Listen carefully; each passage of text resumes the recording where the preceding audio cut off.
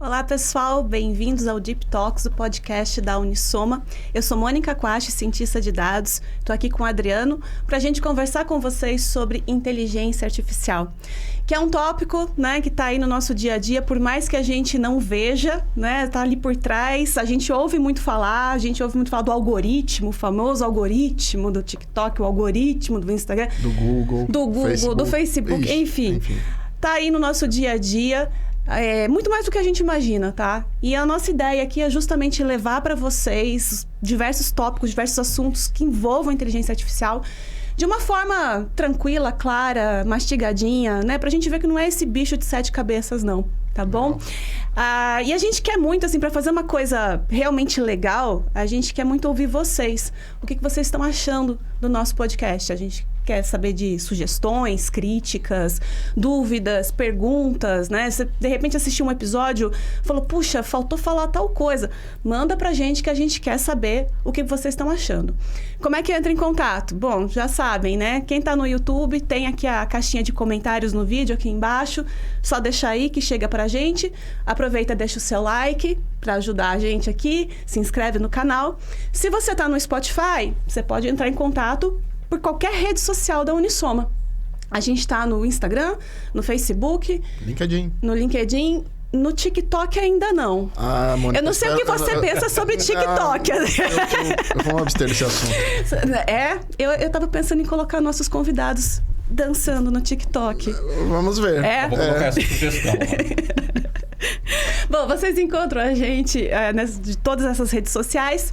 É só procurar Unisoma Soluções Inteligentes, Unisoma Inteligência Artificial, que você acha, Trend Topics.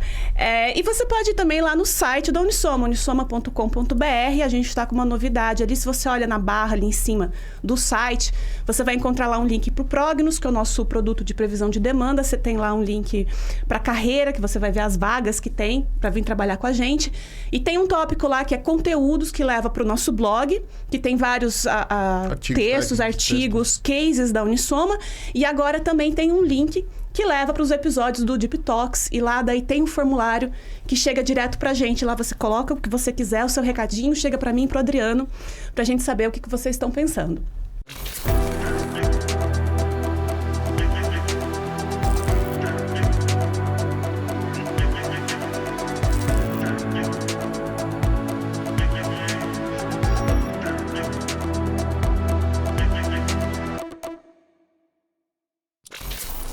E aí, Adriano, quem tá aqui com a gente? Quem que vai dançar no TikTok hoje?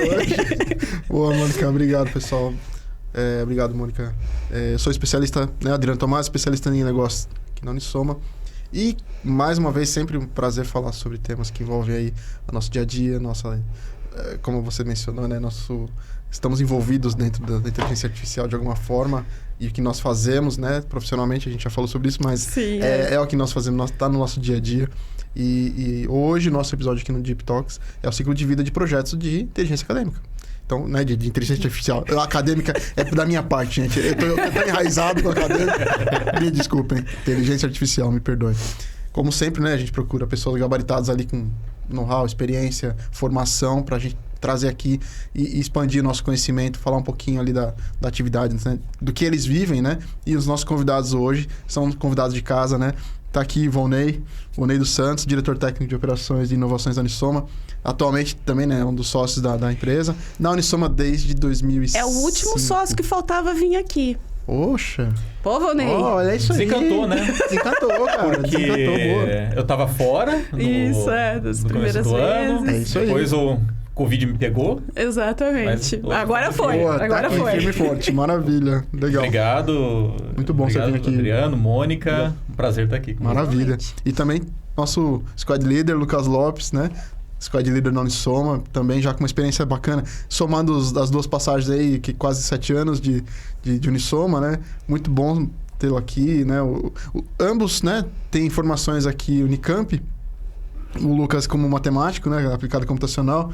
O Volney como engenheiro de computação, certo?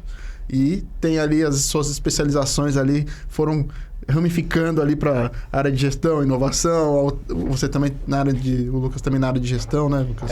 Eu fui muito para a área de... primeiramente, prazer estar aqui. Obrigado pelo convite. Maravilha. É uma honra. E sim, eu fui também para a área um pouco de logística ali, supply chain management, mais para a área de gestão também, enfim. Boa. Vamos aproveitar isso daí. Te agradece aos dois, né? Vamos lá. Vamos lá. E a minha primeira pergunta é para o Valnei. Boa. Sem dancinha, por enquanto. Sem dancinha por enquanto. Dancinha só no final, dancinha? Vamos lá. Se você quiser, a gente tá... Eu queria fazer uma POC com eles aqui, né? Opa! Vocês começar a fazer. Ele falou o termo, né? Ele falou. Ótimo, boa. Valnei, vamos lá. Eu queria saber de você o seguinte, né? A gente tem muito cliente, né? Nessa vibe aí de machine learning, inteligência artificial, data science, né? O pessoal quer levar isso para dentro das empresas, né? E aí tem muita gente que chega, né? O cliente chega ali, olha, eu tenho esse monte de dado aqui, eu quero insights, eu quero um modelo, eu quero um dashboard, faz aí. E aí, como é que é? É assim mesmo? A gente pega os dados e sai trabalhando? Como é que funciona a partir desse momento a jornada com o cliente? Não, legal. Pergunta interessante. E é importante a gente ter em mente que isso não é homogêneo, né? Sim. Então não tem o arquétipo do cliente que chega e pede insight. E acontece. Não é... Tá cada vez mais raro você querer coisas tão abertas quanto eu quero insights. O pessoal já chega com um pouco mais de ideia, né? Já tá... Isso. Outro arquétipo que você citou ali, né? Eu quero dashboards, eu quero um algoritmo, eu quero um modelo. Eu quero um algoritmo. Porque você não está pensando no que, mas no como, né? Como, porque um dashboard, ele não é o fim. Ele é um meio de você alcançar algo. Mas também acontece. Esses dois, eu entendo que tem uma questão de amadurecimento de mercado. Nos últimos anos tem um boom de informações, muita informação ainda desencontrada, não totalmente amadurecida, muito não entendimento do que algoritmos fazem, né? Então essas coisas naturalmente vão se acomodando. E cada vez mais o pessoal tem trazido para o que eu acredito que é o essencial, que é a pergunta, o que, né? O que eu quero resolver que a inteligência artificial pode me ajudar. Então, qual que é o problema? Qual que é a minha dor aqui que eu tenho dificuldade de resolver como tomador de decisão no meu dia a dia? E aí eu vou falar, obviamente, do escopo de inteligência artificial que a Unisoma está acostumada a trabalhar, que é onde eu estou acostumado a trabalhar, que é tomada de decisão em grandes empresas, né? É muito amplo, né? Desde chatbot até fraudes. É muito amplo. Então, pensando nesse contexto, eu sou um tomador de decisão, sou um gestor de uma empresa, quase sempre uma grande empresa, quando você tem escala e complexidade para precisar de ajuda de inteligência computacional, né? Tenho aqui uma dor muito grande. Eu tenho certeza que eu estou perdendo potencial, seja estou perdendo dinheiro, estou perdendo tempo, estou perdendo recurso, por não ser assistido de alguma forma. Aí, quando você consegue mapear bem isso, de saber qual que é aquela dor fundamental, você consegue desdobrar melhor o resto. Sim. E aí, você tem diferentes maturidades, né? Até porque é um mercado não só em crescimento, em transformação constante, técnicas vão surgindo, se aprimorando, o poder computacional vai permitindo outras coisas, as bibliotecas, os frameworks vão integrando as coisas e permitindo agilizar várias etapas. Então, isso ainda está sempre em transformação. Mas, uma vez você sabendo exatamente onde você quer chegar, você consegue pensar nessa escala de maturidade do todo. Legal, poxa, você quer um dashboard, você quer insights, mas para resolver, para quê? Você quer insights sobre o perfil dos seus clientes, você quer insights sobre como ser mais eficiente na sua operação, o que exatamente, quais são os seus gargalos, o que exatamente você quer. E a partir disso você começa a desdobrar, legal, quão maduro eu estou para poder atacar aquele problema, né? Daria para montar uma régua de maturidade aqui, que vai desde o insight, que é a pergunta aberta, que eu quero responder, mas ainda não sei exatamente aquele desejo. Aquele desejo, aquela ideia. Mas você enxerga que tem cada vez menos realmente clientes que chegam assim totalmente crus, né, digamos. Ou ainda... Não, eu não diria cruz. Eu diria com a percepção errada do que buscar. Ah, tá. Okay. Então, eu posso chegar... muitas vezes acontece. Hoje eu tenho uma disponibilidade de informação e um poder de processamento dessa informação que eu não tinha antes. Sim. Então, poxa, eu tenho aqui uma massa de dados gigantesca. Eu posso não saber como, mas eu tenho convicção de que isso daqui... me ajuda. Isso pode me ajudar de alguma forma, Exato. Né? Pode então, mesmo. Tá, Então, estar num primeiro estágio de maturidade, no qual eu ainda tenho uma ideia, uma percepção, e eu preciso explorar essa ideia, não é ruim per si. A questão é você estar atento aonde você quer chegar. Não é usar por usar, não é ter um algoritmo por ter. Eu já cheguei a ter experiências em que você vai, desbrava o problema com o cliente, que é isso que você precisa fazer, né? Chegou uma situação, você tem que entender que contexto que é, qual é a tomada de decisão, quem são as pessoas envolvidas, como que aquilo acontece no dia a dia. O timing das tomadas de decisões afeta o que o algoritmo pode fazer. Às vezes eu tenho uma decisão que você pensa, poxa, isso daqui cabe um machine learning perfeito, eu já sei de onde eu vou buscar os dados que vão alimentar esse algoritmo, fazer o feature engineer, só que a decisão é tomada no momento em que esses dados não estão disponíveis ainda. Não estão maduros ainda, às vezes. Não estão maduros. E é questão de time mesmo, né? Tem um exemplo educacional que a Mônica eu sei que conhece bem, que, por exemplo, projeção de evasão escolar. Poxa, isso tem os momentos durante o ciclo de planejamento de uma instituição de ensino superior que você precisa dessa informação para projetar base de alunos futura, para fazer ações de retenção, projetar espaço físico.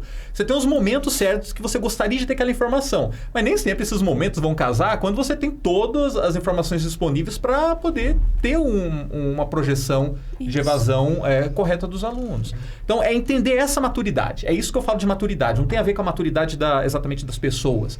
Acho que com o passar do tempo, esses desejos abertos vão diminuindo, as pessoas vão cada vez mais focando em objetivos de negócio. E aí, o trabalho nosso, na Unisoma, particularmente de uma empresa que enxerga o valor em construir os algoritmos a partir desse entendimento de negócio sob medida, é desdobrar isso. Como que isso acontece? E aí, daí vem as técnicas.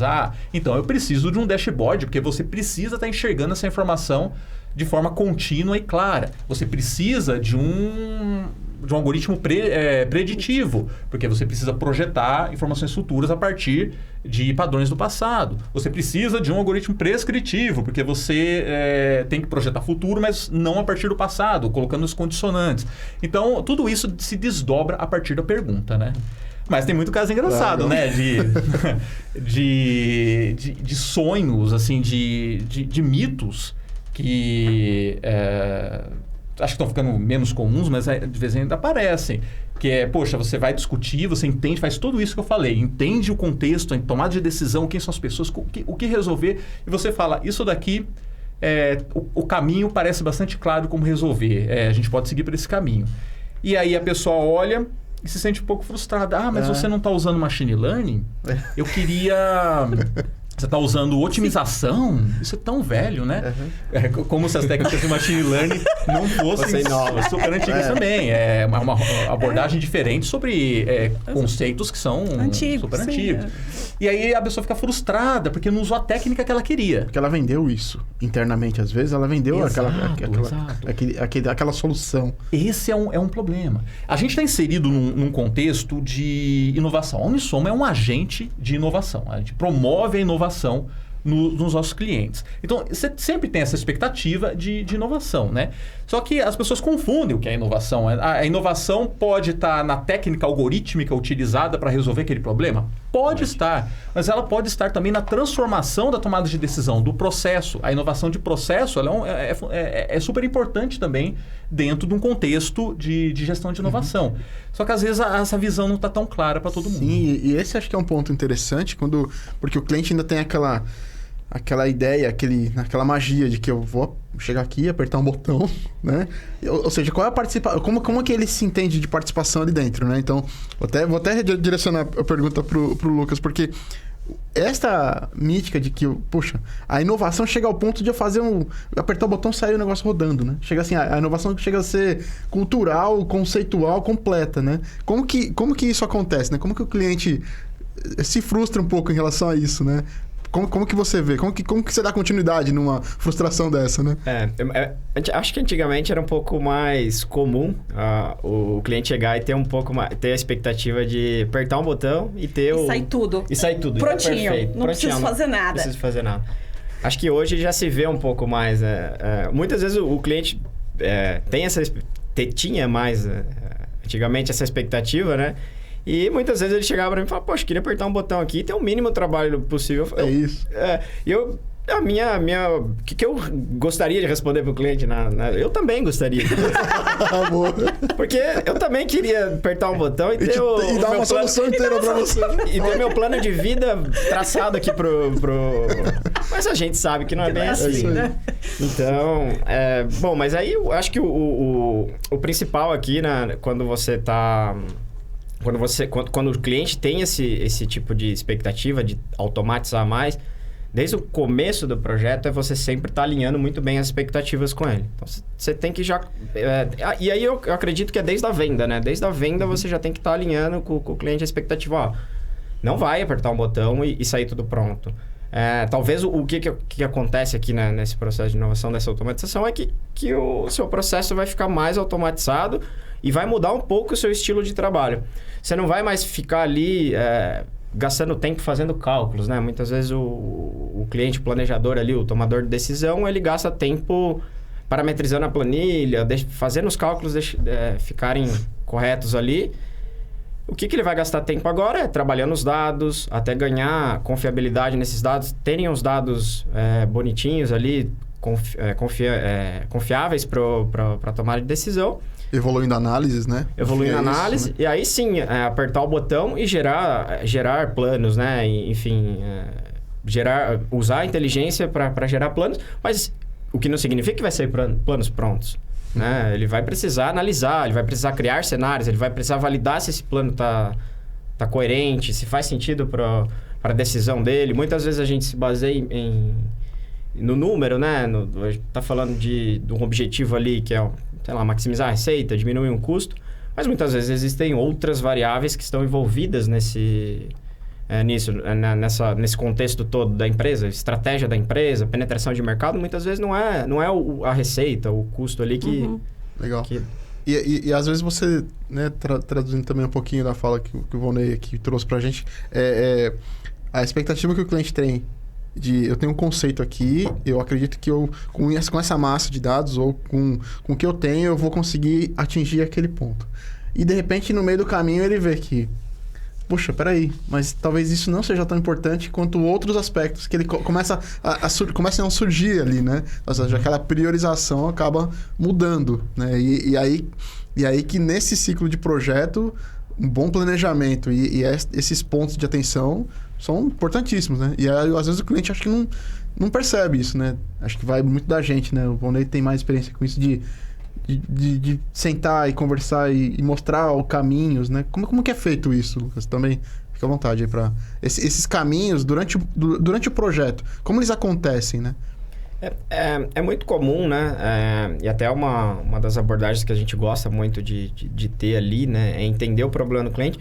E sempre a gente usa metodologias ágeis, né? Legal. E muitas vezes é legal porque você tem a decisão ali de cada sprint, cada ciclo ali de desenvolvimento de alterar um pouquinho o escopo e para um lado ou para o outro. Tem um projeto recentemente que eu participei que aconteceu muito isso. A gente foi vendido o projeto, o objetivo, o escopo estava bem definido ali. A gente foi entender, foi visitar o cliente, foi para a linha de frente ali, entendeu todos os problemas do cliente. E chegou uma hora que a gente falou, poxa, mas a gente precisa dar um passo atrás aqui. Se a gente fizer exatamente esse escopo aqui, a gente não tem uma maturidade do processo ainda. Legal. E aí, em termos de dados, coleta de dados, colaboração de dados, ter os dados... Regras mesmo, né? Às vezes regras, muitas vezes regras.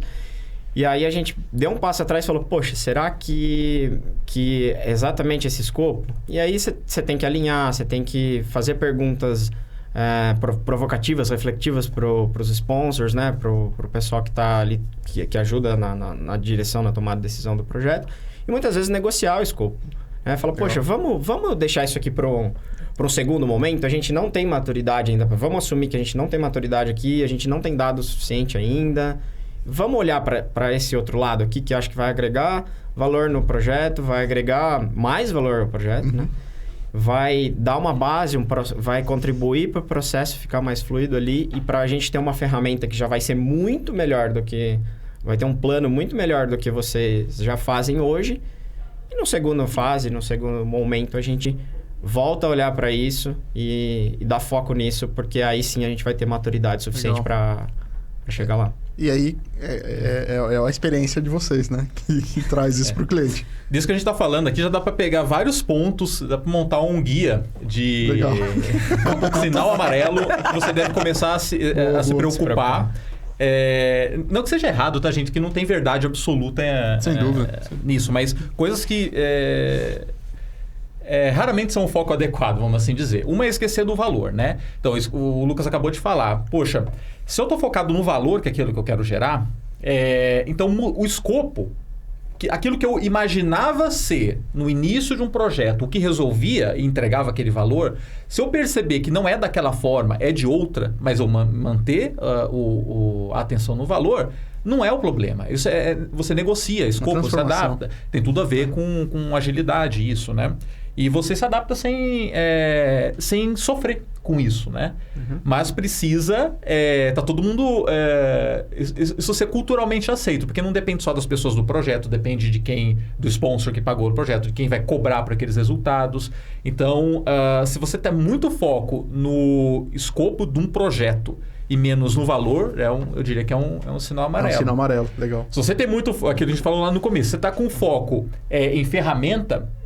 Não, esse é um projeto que tem que ser feito na plataforma Frubas Brabas usando tecnologia tal. Isso é um outro sinal amarelo, porque você pode até achar hoje, pode fazer sentido imaginar que hoje aquela é a ferramenta adequada. Mas, de novo, inovação sempre envolve exploração, descoberta. Você pode descobrir no meio do caminho que não é. É um remédio velho para uma dor nova, né?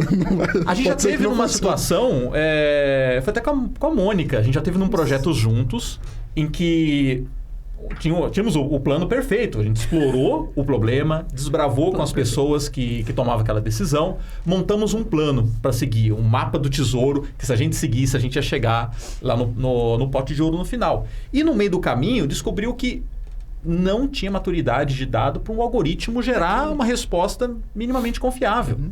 Isso é um problema do algoritmo? É um problema da coleta de dados? Não, é uma questão que os dados foram coletados corretamente, foram tratados corretamente, mas não contavam a história que a gente imaginava que eles fossem contar. Isso faz parte. Então, no meio do projeto, reconfigurou totalmente, esqueceu o algoritmo, focamos em visualização de dados, porque apesar do algoritmo não detectar padrões do passado, as pessoas olhando para os dados de forma adequada poderiam tomar melhores decisões e com agilidade que atendia o que elas precisavam. Então a gente reconfigurou o projeto por uma outra linha.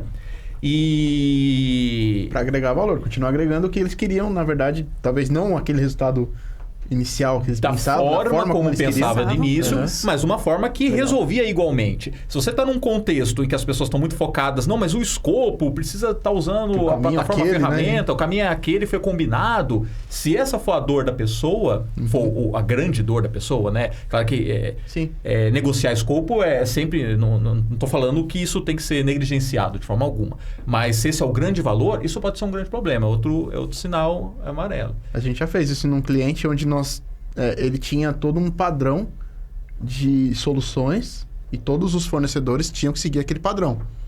E aí foi uma briga interna, porque nós conseguimos mostrar para eles que, ok, esse remédio funciona assim, mas eu tenho um outro aqui que vai agir mais rápido, né? Vai ser mais econômico para vocês. Tudo bem, você quer seguir aquela trilha de pensamento, ok, se isso for impeditivo, só que vai custar X tempo.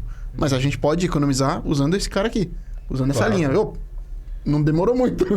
E mudamos ali o conceito nesse cliente. Isso faz parte. De novo, foco no valor e a consciência de que processo de inovação, ele envolve descoberta, envolve você assumir riscos e tentar caminhos ali dentro, né? Em maior ou menor grau, claro. Outro alarme amarelo, se lembrar aí, Lucas, é a questão da automatização, que você comentou há pouco, sim. né? Aquela percepção de que, poxa, eu estou colocando agora, automatizando, o algoritmo está vindo para automatizar um processo. Isso pode acontecer? Claro que pode. Sim. Tem algumas situações que isso funciona muito bem. Mas ter isso como objetivo é perigoso, porque não raro você descobre que ainda precisa de muita maturidade para poder automatizar. E não é só maturidade de dados, é de processo mesmo, é de pessoas, é de como que aquela decisão é tomada no dia a dia. Então, normalmente, o caminho mais certeiro é você imaginar que eu estou fazendo aqueles analistas se transformarem em analistas mesmo. Eles deixarem de ficar preocupados em coleta dado, faz conta, e se preocupam em receber a informação, validar se a informação está correta, se o dado faz sentido e autorizar que aquilo siga dentro do processo de tomada de decisão. Aí você adquire um outro patamar, você consegue pensar coisas, montar cenários no seu dia a dia ali de tomada de decisão. Isso dá um potencial de valor muito maior do que você pensar meramente em automatizar. A velha frase lá que acho que o Luciano já esteve aqui com vocês, ele deve ter contado essa frase, que a pergunta, isso é história real, do gestor era, então, com essa solução, com esse algoritmo, eu vou poder dormir à tarde? Era esse o sonho dele, né? O valor. Eu nunca tinha ouvido. Esse era o valor. Precisamos trazer o Luciano para escutar essa história. Ele não tinha contado essa história. Eu estava junto dessa história. E aí e vira um case emblemático, porque se esse é o valor, a gente tem um problema desde o início. Não, você não vai dormir à tarde. Só que à tarde você vai estar preocupado em resolver problemas que antes você não conseguia nem ter tempo de resolver, nem de pensar e gerar mais valor para a sua empresa, né? Então dá para pensar em vários sinais amarelos ali que quando surgem, de novo, tem situação que dá para automatizar. Sim? Tem situação que dá para você ter menos gente para fazer as mesmas coisas e seja para dormir à tarde ou seja para fazer qualquer outra coisa. Libera para outras coisas. Né? Tudo isso não são sonhos infactíveis, mas se não tem o foco no valor adequado, geralmente vai virar sonho e frustração, né? No ciclo do projeto, quando você fala de metodologia, né?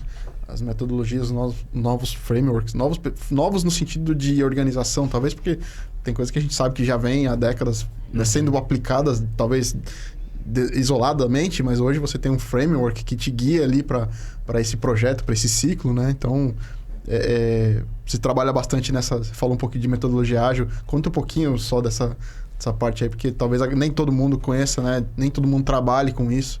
Se você puder explicar um pouquinho aí, falar Tá. Vamos lá. Bom, falando um pouquinho de metodologia, né? Como a gente trabalha ali no dia a dia com os clientes. Assim, varia, depende muito do projeto, depende muito ali do time do projeto também.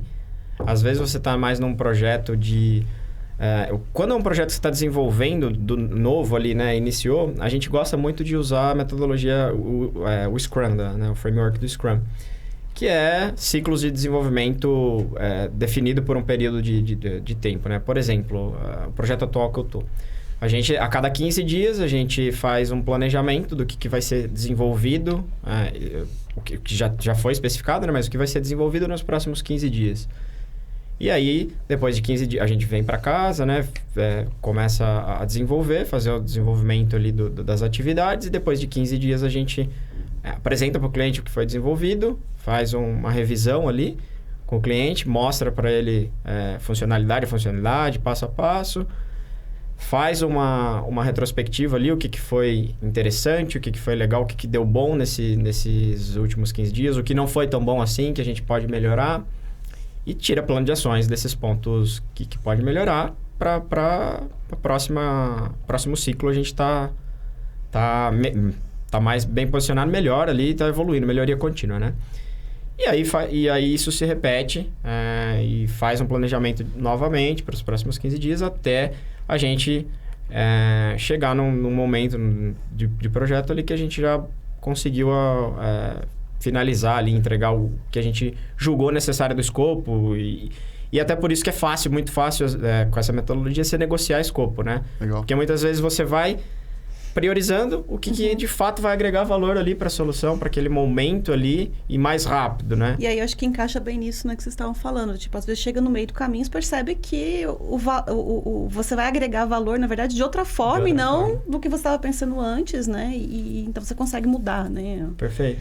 É uma coisa que a gente sempre fala, né, Volney? O plano vai mudando à medida... A gente até falou essa semana sobre isso com o cliente. O plano muda, você muda o plano, muda a direção dele...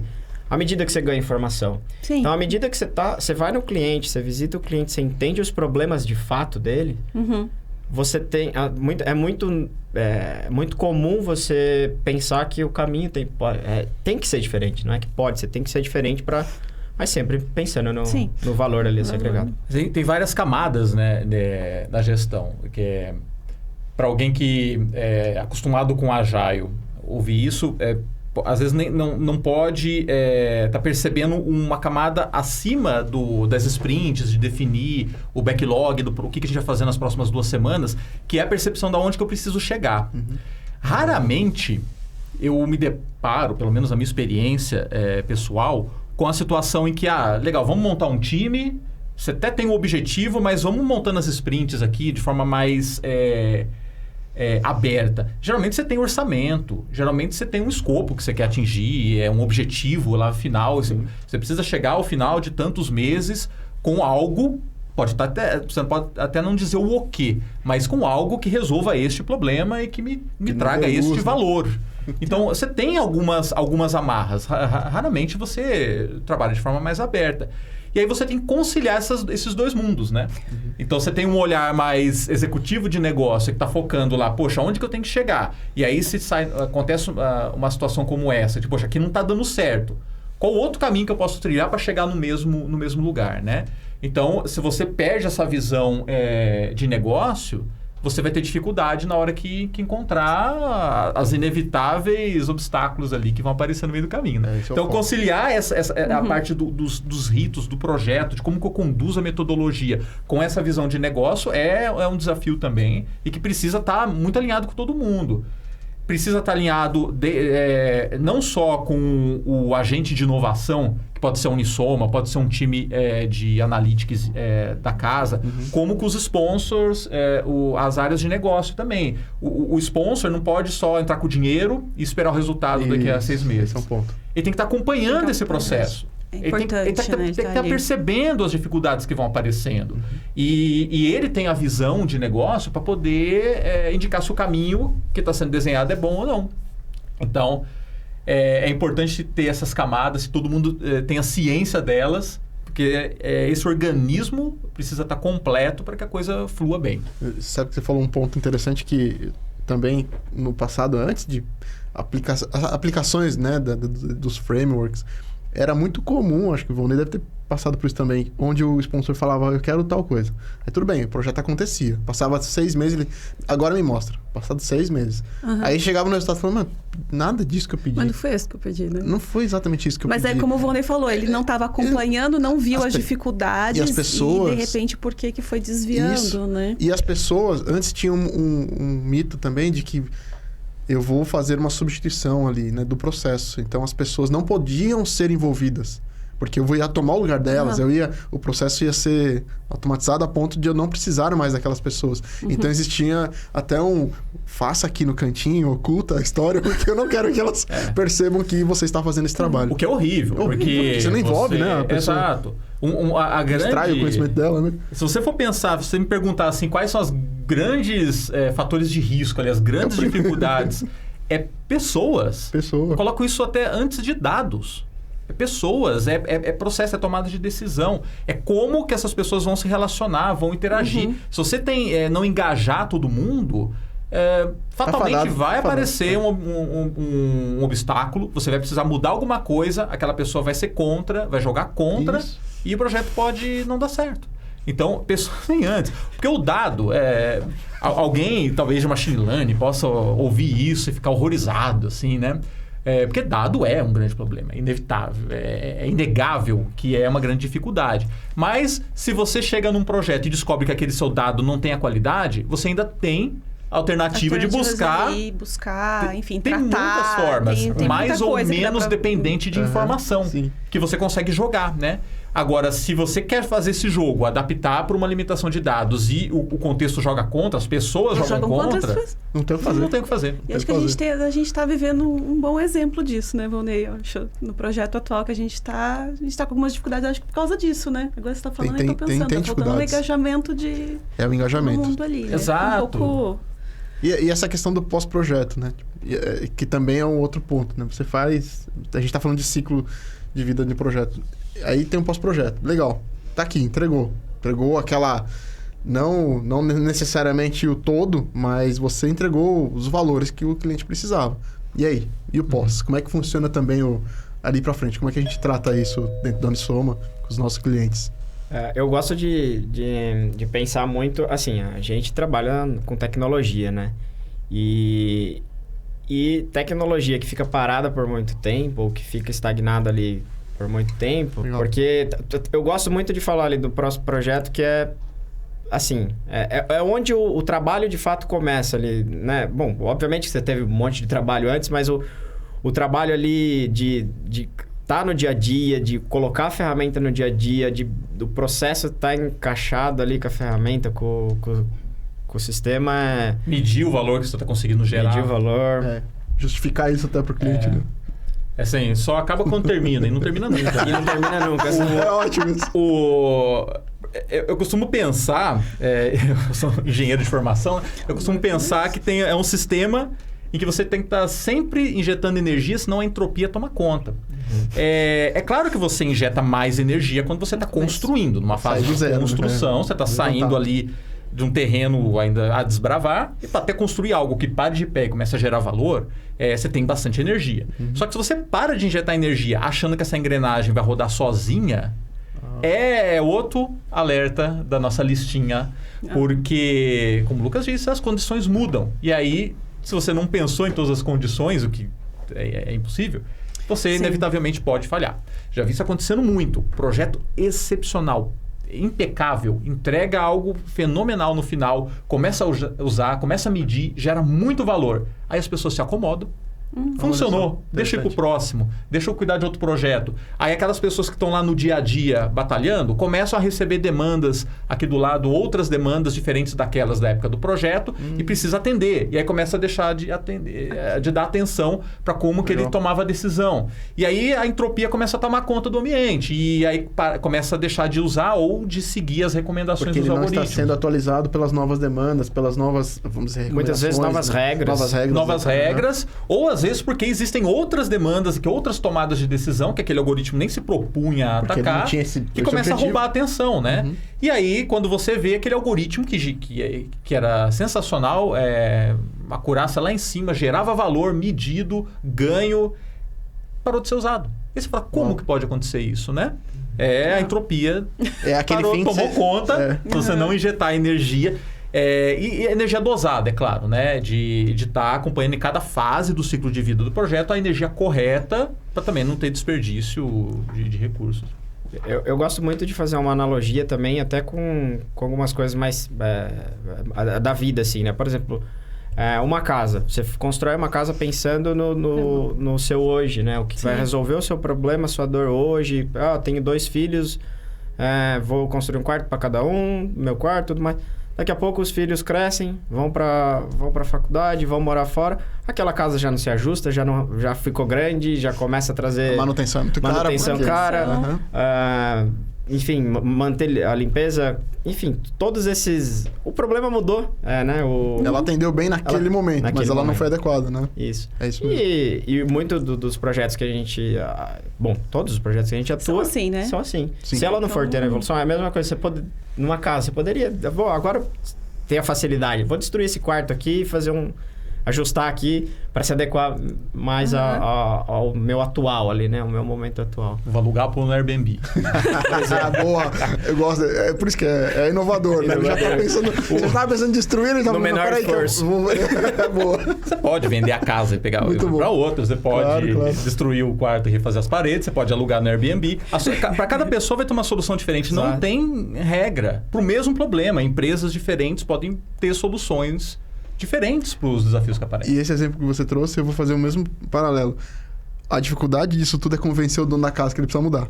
E é a mesma coisa imagino eu, dos gestores, né? Falar para, olha, aquilo lá que a gente fez não vale mais. Assim, já não tá. Vamos partir para outro, né? Como que você leva? Isso é uma dificuldade, né? Claro, porque mudança envolve desconforto, envolve você pensar diferente e... Nem todo mundo gosta de fazer isso o tempo todo, ou todo mundo já precisa fazer isso o tempo todo e é mais uma coisa que eu tenho que pensar, já dá uma carga, né? Mas tem que fazer, e tem que estar atento. Agora, se vai ser alugar, quebrar a parede ou vender a casa, depende de cada situação. Tem que pensar, botar os tomadores de decisão para pensar juntos e saber o melhor caminho. Não tem mágica. Mas é importante já ter isso em mente desde o começo, né? Que a solução que está sendo entregue ali, ela está resolvendo o problema de agora, vai funcionar agora por um tempo, né? Assim a gente espera, né? Tem uma vida útil, feita, né? Tem uma vida útil, mas ela precisa de manutenção, né? Como a casa. Como a casa. Precisa e da evolução. Manutenção. Isso é a evolução. Legal. Boa. Acho que é isso, né, pessoal? A gente já falou bastante. Então, tem muito assunto ali, ainda. O tempo já tá comendo. Legal, mas a gente acabou o nosso tempo, né? Acho que pode encerrando por aqui. Muito obrigada pela participação. Foi um papo muito legal. Esperamos ter vocês de volta aqui mais uma vez. Volney, quer falar alguma coisa? Não. Eu achei que você fosse falar algo. Não, chega. Não, se eu começar a falar aqui, a gente marca outro. Não, vamos marcar. Eu acho que a gente tem que aproveitar e marcar mais com ele. Com certeza. Agora, agora que ele está ativo, né? Porque a gente conseguiu trazê-lo. Ele já algumas vezes. Isso, agora que a gente prendeu ele aqui. Boa. Vai fazer dancinha no TikTok. Tá fazendo dancinha. Isso. Eu acho que eu vou escapar dessa. Câmera fechada. Pessoal, muito obrigada, né? Quem tá ouvindo aí a gente. De novo, se vocês têm alguma sugestão, ideia, crítica, enfim, pergunta aqui pros dois, manda pra gente trazer eles de novo aqui, ou qualquer outra ideia, sugestão, né? Convidados que vocês queiram ver aqui, temas que vocês queiram ver aqui, entre em contato. De novo, nossas redes sociais estão aí, Instagram, LinkedIn, Facebook, tem o site unisoma.com.br/deeptalks, tudo junto, em minúsculas. E é isso. Mais alguma coisa? Mais algum recado? Não esqueçam de dar o like lá pra gente. Isso, né? Aí, né? De nos ajudar ali na nossa... Ajudar na divulgação. Nessa divulgação. Muito bem. É isso aí, Valeu, pessoal. Muito obrigada. Obrigado, gente. Até mais. Tchau.